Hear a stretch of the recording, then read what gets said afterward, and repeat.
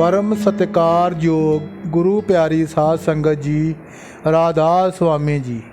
साध संगत जी, ऐसा कहा जाता है कि अगर हमें ये पता चल जाए कि हमें सेवा के बदले मिलता क्या है तो हम कभी भी डेरे से वापस ही ना लौटें।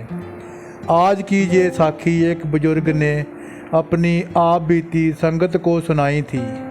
ये बुजुर्ग पहले सत्संगी नहीं हुआ करता था।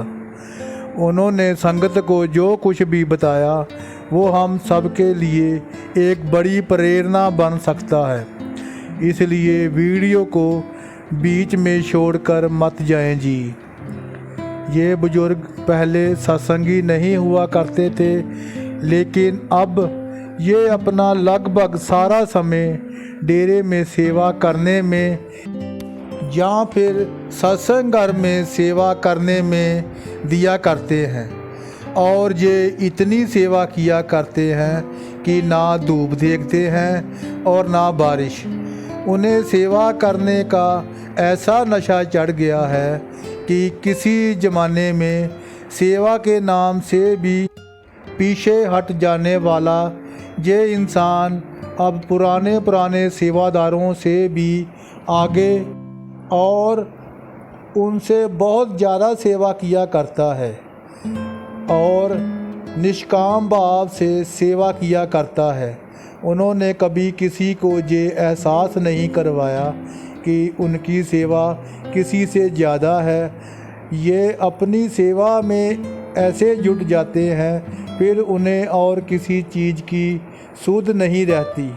तो एक बार ये एक जत्थे के साथ बस में बैठकर डेरे में सेवा करने वापस लौट रहे थे तो रास्ते में संगत ने उनसे पूछा कि आप अपनी सेवा कैसे कर लेते हैं, आप बिल्कुल भी नहीं थकते। तो ये मुस्कराने लगे और कहने लगे कि ये सब तो मालिक की मर्ज़ी से हो रहा है, मेरा इनमें कोई हाथ नहीं है।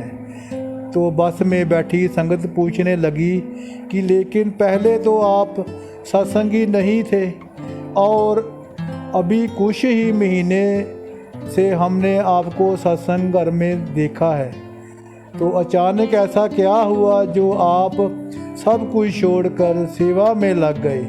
तो संगत के बार बार पूछने पर उन्होंने संगत को बताया कि कुछ महीने पहले मेरी मृत्यु हो गई थी और मृत्यु के कुछ समय के बाद मेरी सांसें दोबारा चल पड़ी थी। तो ये सुनकर पहले तो संगत को विश्वास नहीं हुआ। सब सोचने लगे कि ऐसा तो सिर्फ फिल्मों में होता है। लेकिन उसी बस में उनका एक दोस्त भी बैठा था जो कि पहले से ही एक सत्संगी था और वो तो ये सब जानता ही था कि कैसे एक बार उनकी सांसें रुक गई फिर से लौट आई थी। तो उनके दोस्त ने कहा कि ये बिल्कुल सच कह रहे हैं और ये सब मेरी और इनके परिवार वालों की आंखों के सामने ही हुआ था। हम सब उस समय बहुत रो रहे थे, लेकिन अचानक से उनकी सांसें चलने लगी। ये सुनकर संगत बड़ी ही हैरान हो रही थी। फिर संगत पूछने लगी कि अगर आपके साथ ऐसा हुआ भी है तो इस बात का इतनी सेवा करने से क्या संबंध। तो उस बुजुर्ग ने बताया कि जैसा कि आप सब जानते हैं कि मैं कुछ महीने पहले तक सत्संगी नहीं था और ये मेरा दोस्त जो इस बस में मेरे साथ बैठा है, एक बार ये मुझे कहने लगा कि क्या तू हमारे गुरु के घर मेरे साथ चलेगा, क्योंकि वहाँ बाबा जी का भंडारा होना है। अब क्योंकि उस समय एक सत्संगी नहीं था तो मैंने उसको मना कर दिया। तो उसने मुझे उस समय कहा कि तू बस मेरे साथ चल पड़, तुझे वहाँ मैं सेवा करने को नहीं कह रहा, तू वहाँ डेरा घूम लियो और 3 दिन के बाद हम वापस लौट आएंगे। तो अपने दोस्त के बार बार कहने पर मैं साथ चलने को तैयार हो गया। मैं उस समय एक इलेक्ट्रीशियन का काम करता था और आज भी वही काम करता हूँ। तो अपने बेटे को दुकान पर बिठाकर मैं अपने दोस्त के साथ डेरे के लिए निकल पड़ा और वहाँ पर सत्संग पंडाल में सेवा का काम चल रहा था और उस समय कुछ पंखे उतारे जा रहे थे और उनकी सर्विस करने के बाद वापस लगाए जा रहे थे। तो मेरा दोस्त मुझे पंडाल में एक जगह पर बिठाकर खुद सेवा में लग गया। कुछ घंटे वहाँ बैठा रहने के बाद मैंने देखा कि मेरे सामने एक सेवादार पंखे की सर्विस के लिए पंखे को खोल रहा है। मैं देख रहा था कि उससे वो पंखा खुल नहीं रहा और क्योंकि मैं एक इलेक्ट्रीशियन था इसलिए मेरे मन में आया कि मुझे इस सेवादार की मदद कर देनी चाहिए। तो मैं अपनी जगह से उठा और मैंने उस सेवादार के साथ मिलकर लगभग 10 पंखों को खोलकर उसकी सर्विस करने उन्हें वापस लगा दिया। इस पूरे काम में लगभग 3 घंटे का समय लगा और उसके बाद मैं फिर से अपनी जगह पर जाकर लेट गया। ऐसे ही 3 दिन बीत गए और मैं अपने दोस्त के साथ वापस घर आ गया और अपनी दुकान के काम में लग गया। फिर कुछ दिनों के बाद मैं अपनी मोटरसाइकिल से दुकान पर जा रहा था कि रास्ते में एक ट्रक के साथ मेरा एक्सीडेंट हो गया और मेरे सिर से खून निकलने लगा। आसपास के लोगों ने मेरे परिवार वालों को फ़ोन कर दिया और मुझे अस्पताल ले जाया गया। अस्पताल में डॉक्टरों ने जब मेरी नब्ज़ चेक की तो उन्होंने बताया कि उनकी डेथ हो चुकी है। ये सुनकर मेरे परिवार वाले रोने लगे और इस बीच मेरा ये दोस्त भी वहाँ पहुँच गया और उसके बाद ये सब मेरी बॉडी को घर ले आए और सब रोने लगे। साध संगत जी, अब इस बुजुर्ग ने जो कुछ बताया वो किसी को भी हैरान कर सकता है।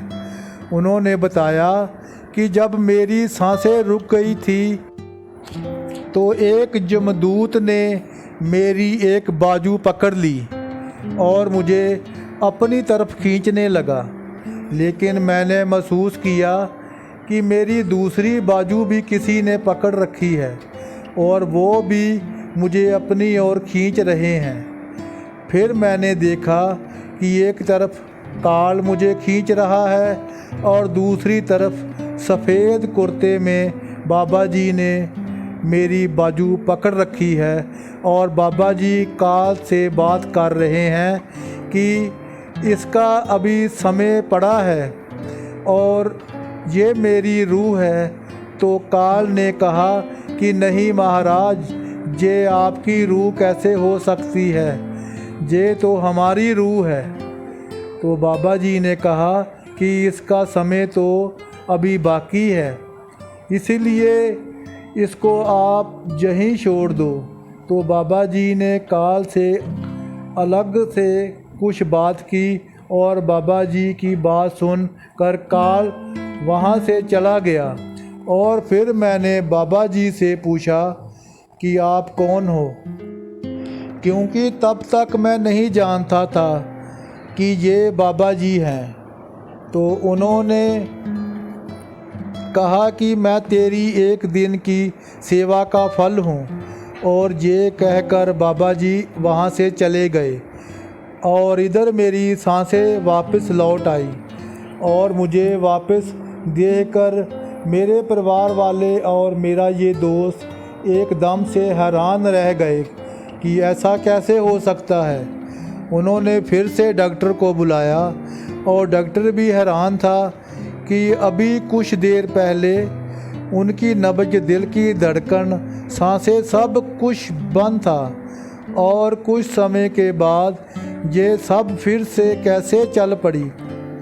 फिर डॉक्टर ने अच्छे से सब कुछ चेक किया और कहा कि ये बिल्कुल ठीक हैं और एक्सीडेंट में लगी चोट ठीक होने में कुछ दिन अभी लग जाएंगे।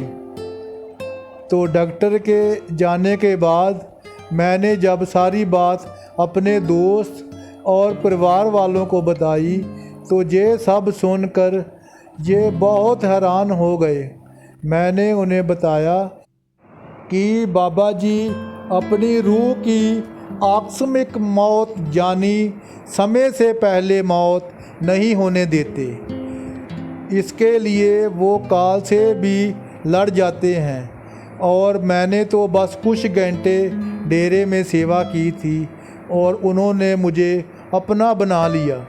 इसलिए आज मैं अपने काम काज को, अपनी दुकान को अपने बेटे को सौंप चुका हूँ और ख़ुद मैं रिटायर हो चुका हूँ और अब आगे का सारा जीवन मैं बाबा जी की सेवा में ही लगाऊंगा। जिस गुरु ने कुछ घंटे की सेवा का ऐसा फल दे दिया तो मैं क्यों ना अपना जीवन उनकी सेवा में लगा दूं। इस बुजुर्ग की बातें सुनकर बस में बैठे सेवादारों की आंखों में आंसू बह रहे थे। साध संगत जी, इसीलिए कहा जाता है कि अगर हमें ये पता चल जाए कि सेवा के बदले हमें क्या मिलता है तो हम कभी घर ही नहीं जाएंगे। साखी अच्छी लगी तो कमेंट में राधा स्वामी ज़रूर लिखिए और हमारे चैनल को सब्सक्राइब भी ज़रूर करें जी और ज़्यादा से ज़्यादा शेयर करें ताकि ज़्यादा से ज़्यादा सत्संगी ये साखी को सुन सकें जी। राधा स्वामी जी।